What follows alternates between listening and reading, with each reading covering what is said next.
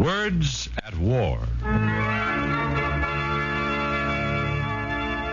Tonight, it's one of the most controversial problems of our times. Here's one opinion. I think government planning is the only solution to our economic problems. I think the government ought to plan for everybody to have a job. Free enterprise may have been all right once, but what we need now is central planning. And the government should plan our economic welfare in peace, just as it plans for victory in war. The time has come for the government to set up a planned economy. But here's another opinion, a warning bell to stop, look, and listen. I think that government planning as a substitute for free enterprise is a step in the direction that Italy and Germany followed. I think that it would destroy our liberties, our freedom, and our civilization. Instead of being the highway to happiness, it is the road to serfdom.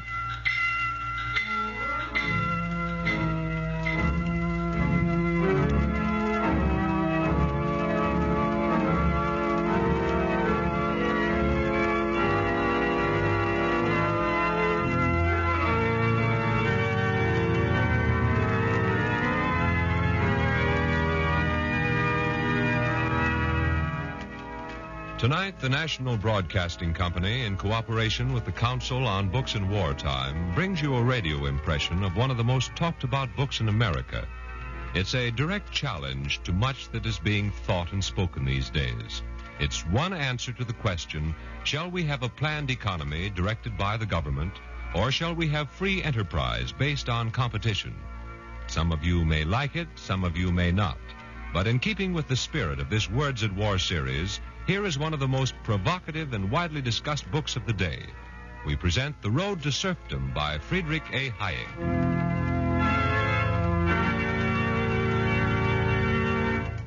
I'm Friedrich Hayek, a professor of economics who has written a book. I was born in Austria and lived in Vienna until 1931. Since then, I've spent my time in the United States and in England, and am now a British citizen. At present, I'm on the faculty of the London School of Economics. Now that I've introduced myself, I'd like to talk about my book with you. Oh, now look, Doc. You may be a nice guy and your book may be fine, but, well, a foreign professor, I don't know whether you talk my language. Yeah, those big words and all that highbrow stuff, they kind of give me a headache. Okay, you forget that I'm a foreigner and a professor, and I'll drop the big words and the extra syllables. Check? That's right. All right, check, Doc. Now, what's this beef about government planning? Yeah, what's wrong with the government doing some planning, I'd like to know. It seems to me, Mr. Hayek, that the large-scale problems of today require large-scale planning, such as only the government can provide. What's the matter, Professor? Don't you want everybody to have a job? Naturally, we all want everybody to have a job. I'm sure I do. I like the idea of full employment, too. The question is whether you want to get it by free enterprise or by government planning. I think that if you get full employment by government planning, you'll end up with complete serfdom. No, I don't agree. What do you mean, lose our liberty and all that stuff? Exactly. I don't see why we'd have to be slaves just because things were planned. Now, look, Doc, let's not get this confused. You'll make me forget how I figured it out. Now, I see it like this. The government should plan what's good for the country, right? That's my sentiment. All right. Full employment is good for the country, right? Mm-hmm. Absolutely. Therefore, the government should plan full employment. Well, it's as simple as that. Yes. Now, let's see. A person should wear clothing in public, right? Yeah. A bathing suit is clothing, right? Yeah. Then why aren't you wearing your bathing suit? Why don't... Oh, now, Doc, that's silly. No, you see, it depends on what kind of clothing, where in public, and it depends on what kind of planning. Full employment under what conditions? Now, I am not against all kinds of government planning, nor against government power to enforce proper planning. But I think that the kind of planning should be decided upon and that the power should be limited. No, that's just a lot of talk. Now, look, we want jobs in the future, so let the government make sure we get them. That's all I care about, a job. Oh, you want a job. And I think free enterprise is the only way to get it and keep your liberties. I don't know if I agree with you Well, on go ahead, Doc. All right. Now, let's imagine a baseball game with the government as the umpire. You're familiar with baseball, aren't you? Oh, sure. Why, them Dodgers... Now, the umpire, that's the government, is supposed to regulate the game, to enforce the rules. But suppose the umpire went further than that. Suppose he tried to plan the game and make the rules fit the plan. Well, let's go out to the ballpark. Yeah, it's a pleasure, Doc.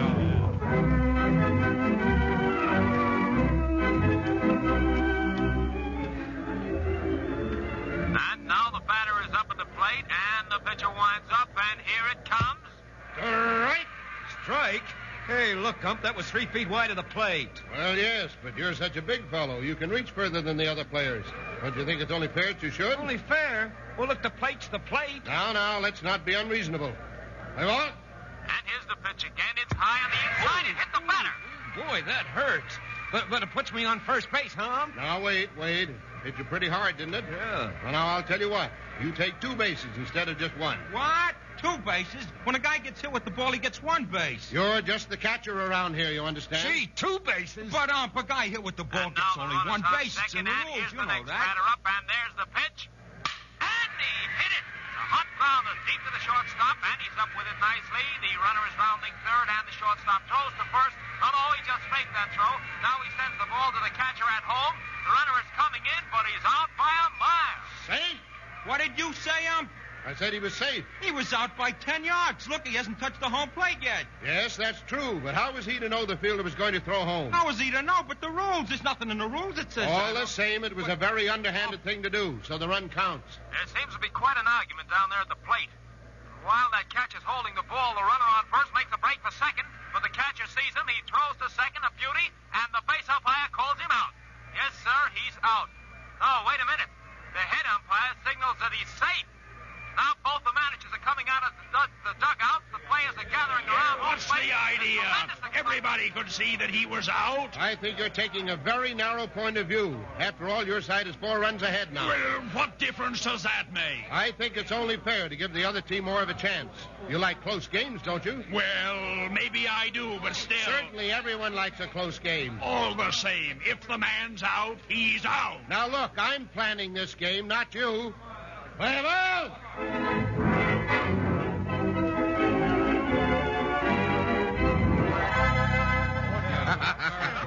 No, of course that couldn't happen. The game has to be played by the rules that are known and established. And the umpire enforces the rules, not his own ideas as to how the game should be played. Okay, Professor, okay. That's baseball. That's a game. We're talking about government control of business. Well, that's exactly what I mean. Well, If a baseball player has to be able to rely on an unchanging rule book when only a game is at stake, think how much more important dependable rules are to a businessman when the stakes are his business and your job. Now, here's how that kind of government umpiring might work out in business.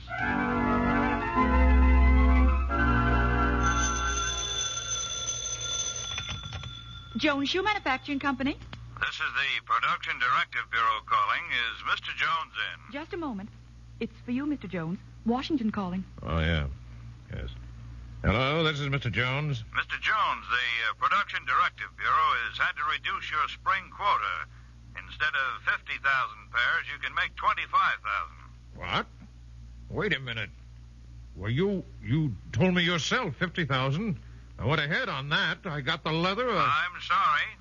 And instead of sports shoes, we've had to shift you to the work shoe classification. Oh, now wait. I can't shift over to work shoes now. The cost. I can't afford it. We can't throw the whole plan out of line, you know.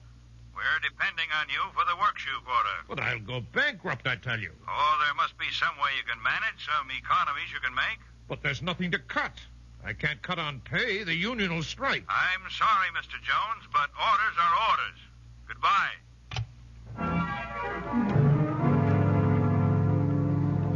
All right, okay, Doc. That's bad. But we don't expect to have all dopes working for the government. They're not going to change the rules that way. Perhaps not, but can you guarantee that? Well, I tell you, when you place that kind of authority in the hands of one man or a few men, you're bound to find yourself at the mercy of personal opinions and personal whims. It has happened in other countries. Now, hold on, Mr. Hayek. You said before that you weren't against all kinds of government planning. And I said that I was willing to listen. But you give me the impression now that anything the government does is wrong. No, I don't mean to say that. But there are two kinds of government planning. There's the kind that helps free enterprise. That is good. And there's the kind that would replace free enterprise. That is bad. Here's one kind of government planning. Government plans survey of new fabrics for clothing. That is good. It helps manufacturers make use of new opportunities. But here's another kind of planning. Government announces approved spring styles. That is bad. There would be no competition in designing and less choice for the public. Now, here's one kind of planning. Government assigns wavelengths in new broadcast band. That is good. All stations can't broadcast on the same frequency, or there would be hopeless confusion. Now, here's another kind of planning. Government assigns programs to radio stations. That is bad. The government is now not making sure that you can hear the radio, but is deciding what you shall hear. Now, here's one kind of planning. Government offers plan for soil erosion control. That is good. It means that more people will have a chance to make a living from the land. Here's another kind of planning. Government announces quotas for spring corn planting. That is bad. Such detailed planning can't be on a long-range basis. That means the government will not only regulate, but practically have to take over production. In other words, the one kind of planning is to put up signposts to assist the traveler in choosing his route. The other kind is to tell him which route he must take. So remember, there's planning for and planning against free enterprise. Oh, nuts. I beg your pardon. You heard me. I said, oh, nuts. Now, maybe you're right as far as free enterprise goes, but what's so wonderful about free enterprise? Everybody's always yapping about it, always worried about how free enterprise is today. Yeah, come to think about it, I can see how this government planning would push free enterprise around. But come to think about it again, I don't know that I can. Yeah, just what does this free enterprise mean to me? That's what I'd like to know. Me too. You Americans are the last people in the world who should have to ask. What? But let's see. You there. Who, me? Yes. Would you mind telling me where you're from? Why, I live right here in New York City. Have you always lived here? No, I come originally from a town in Illinois. How long did your family live there? Oh, I don't know. My grandfather went out there a long time ago. I see. How did he happen to go there? Well, he was a pioneer, I guess. When I was a kid, he used to talk about it, how he left New Hampshire. But how did he happen to go to Illinois? Well, I guess he just decided he wanted to go. I remember he used to tell us how one time he sold all of his stuff. All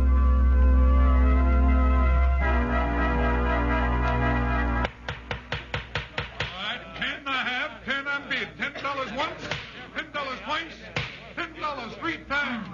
Sold to the gentleman over yonder, and that Well, that's the end of that. Are you sure you realize what you're doing, Jeb? Selling all your stuff and setting off for Illinois? Yep, I've thought it all over. I've really got a hankering to get out to that country. But, Jeb, it means leaving your home and all your friends behind.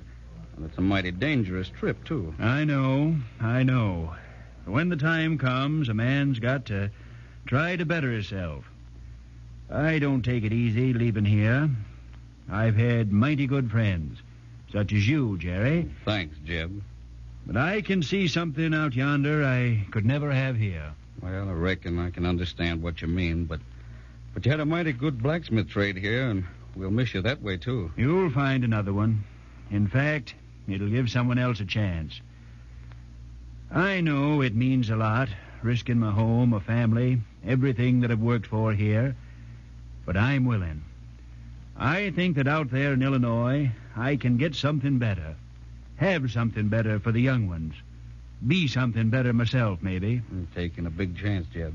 A man's got to risk a lot to get a lot. I'll make it out somehow, and I'll make something out of it when I get there. Don't mind saying I'm a little scared, but more than that, I like the idea of doing something on my own.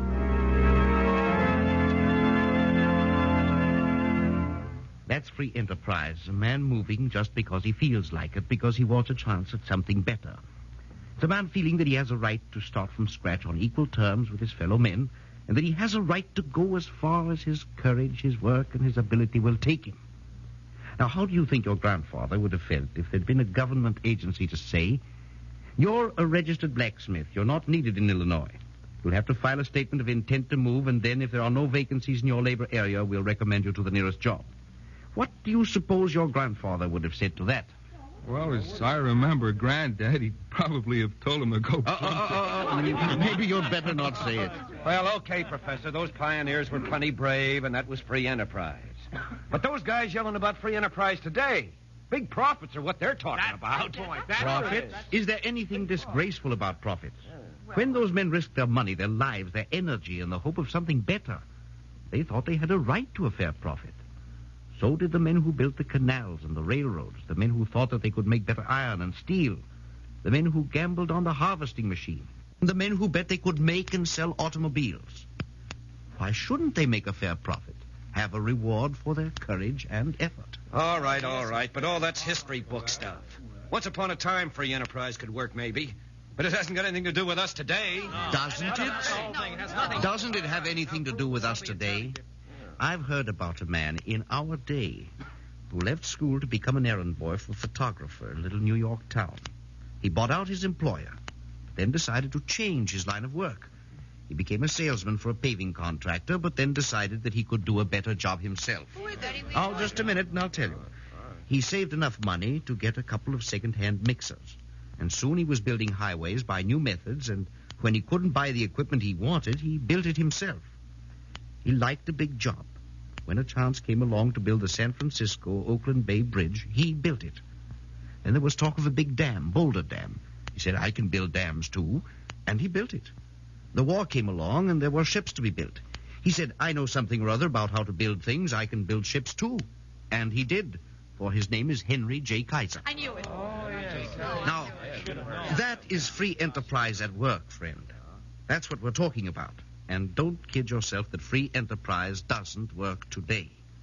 The government planned to strengthen the Navy, but it was men like Henry Kaiser who planned the building of the ships and built them.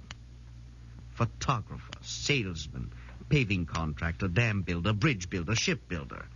And his dream of huge cargo planes can be part of America tomorrow.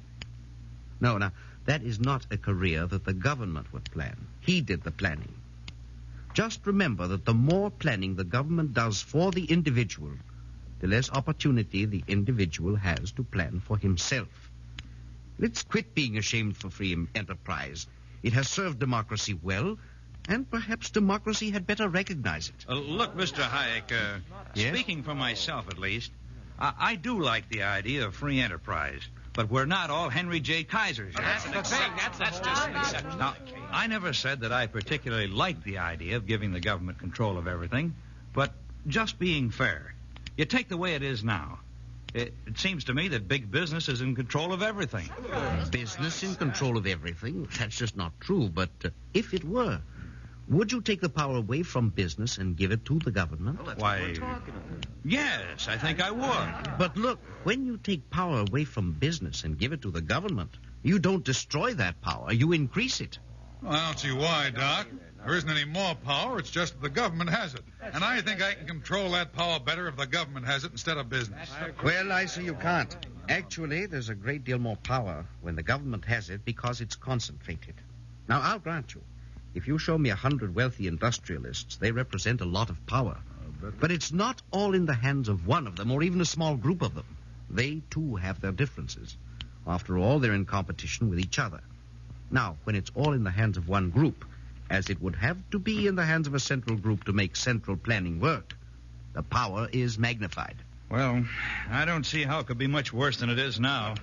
As far as I can see, my boss, by using the power of the dollar, has as much control over my life as the government could ever have. Say that again. Maybe I wouldn't like some government regulations, but what about the spot I'm in now? Sure, I can gripe, but what else can I do about it? All right, sir. Here's something that might happen in normal times in America. You come home from work and...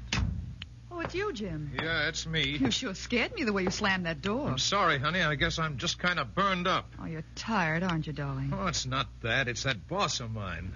I'd like to sock him on the nose, that big Oh, fat... now, Jim, you can't very well do that now, can you? No, I suppose not, but I sure get awful fed up. I know you do, dear. Look, why don't you just start looking for another job? Even if you made a little less money, I wouldn't mind if you were happier. Say, you're swell, baby. I just didn't want to say anything to you about it. Thought it would worry you. But if you feel that way, I'll start looking tomorrow. That's one thing you can do about it. Now, it isn't always easy to get a new job, and a man can't afford to throw up jobs just because he doesn't like the boss's necktie. Nevertheless, he is free to look for another job, to quit work, and move to another place. But what if it were under government-planned economy? Oh, it's you, Jim. Gee, what's the matter? Oh, I'm sorry, honey, but you know what's the matter. What's always the matter? That supervisor again? Sure. I don't know what's wrong with that guy, but he sure's got it in for me somehow. Oh, Jim, can't you get transferred or get a release or something? Oh, honey, we've talked that all over a dozen times. You wouldn't give me a transfer just out of spite. You can't get a release just by saying you don't like your boss. Even if you just apply for one, it goes on your record. No, you just got to keep your mouth shut and hope he drops dead or something.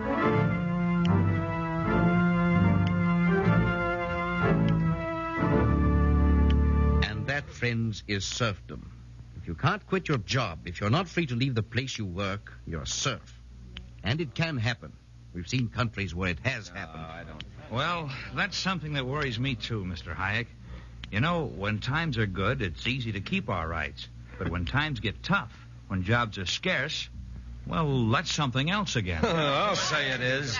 Freedom, liberty, rights, well, they're all nice things, but they're not very nourishing.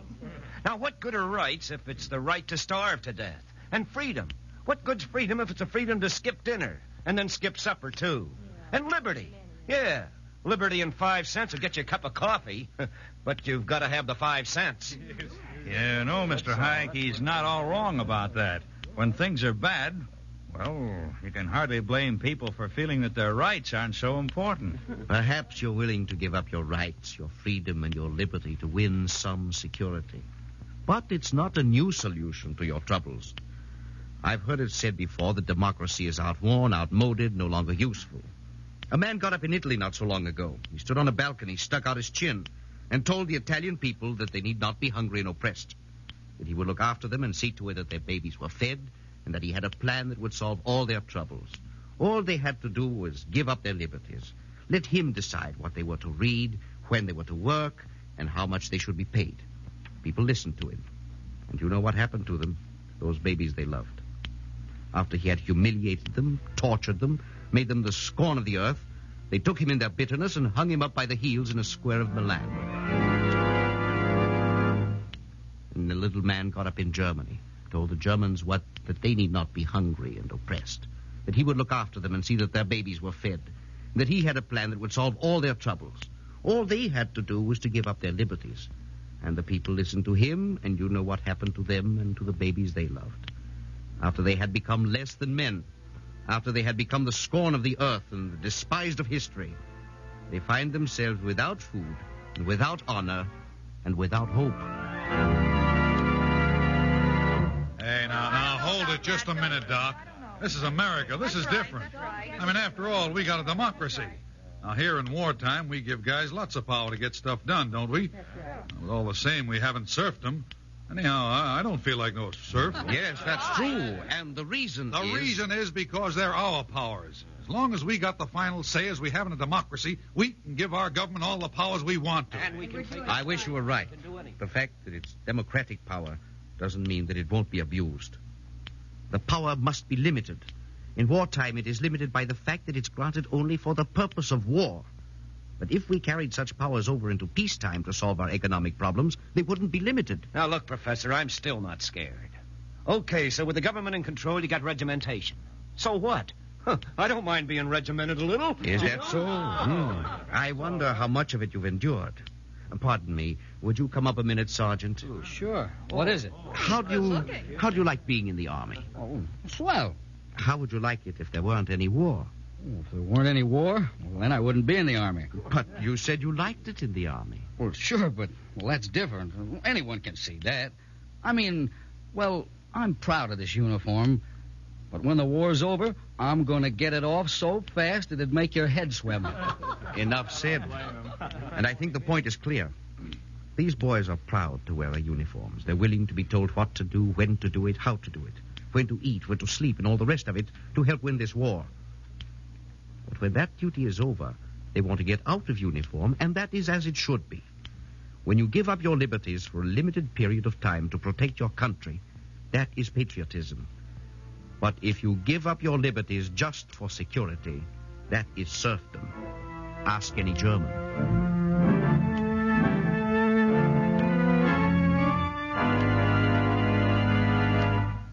May I congratulate you, Mr. Hayek? Well, thank you, sir. I'm a businessman, and you've expressed just what I've always thought. If the government would just get out of business and let us alone. But no, all the time new rules, new regulations, new plans. Well, just what things do you have in mind, sir? Oh, you know, Social Security, old age pensions, all that nonsense. And investigations. Oh, I don't know what. Just a second, Mr. Businessman. I'm afraid you haven't been listening very closely. The things you've mentioned don't necessarily interfere with free enterprise. I happen to think that the government should plan to protect every citizen against privation and hardship which he suffers through no fault of his own. But I thought that, government interference, it makes it awfully hard for the businessman. Yes, you too have to sacrifice for freedom, you know. Short-sighted businessmen have made it difficult to defend free enterprise because they wanted to be not only free, but also easy. You've got to be just as much for proper governmental regulations as you are against undesirable regulations.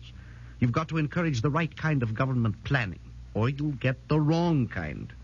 Monopoly, the restraint of free trade, and special privileges are the enemies of free enterprise just as much as central government planning is. Mr. Hayek, thinking it over now, you know, none of us want to give up our liberties, and most of us, at least, don't want a lot of government control. Now, you said if we don't get the good government planning, we'll get the bad. Just which is which again?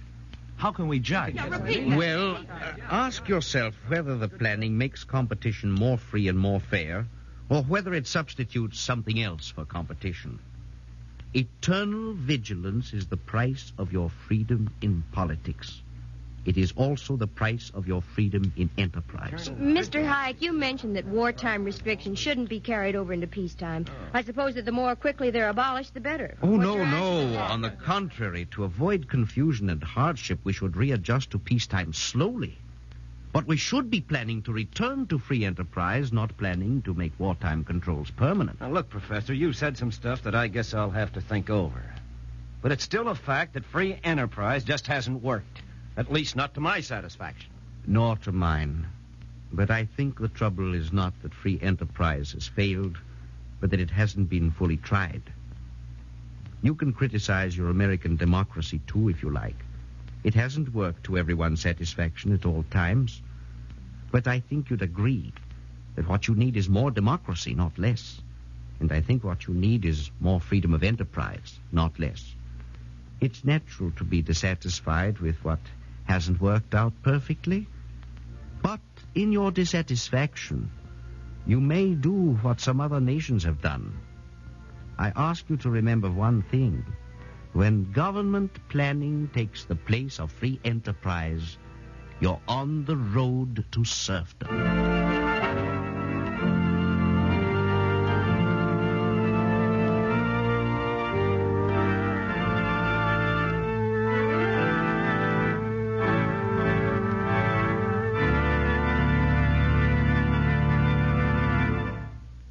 Tonight on Words at War, we've brought you a radio impression of The Road to Serfdom by Friedrich A. Hayek, as prepared by Jack Wilson. Louis Van Rooten was heard as Hayek. The music was arranged and played by William Meader. Direction, Garnet Garrison.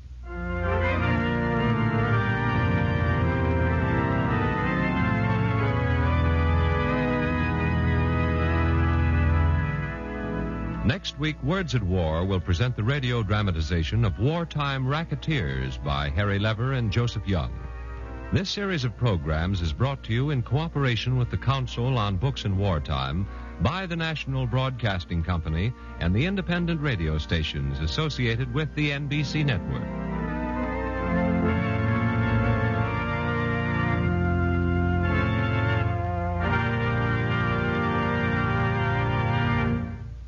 This is the National Broadcasting Company.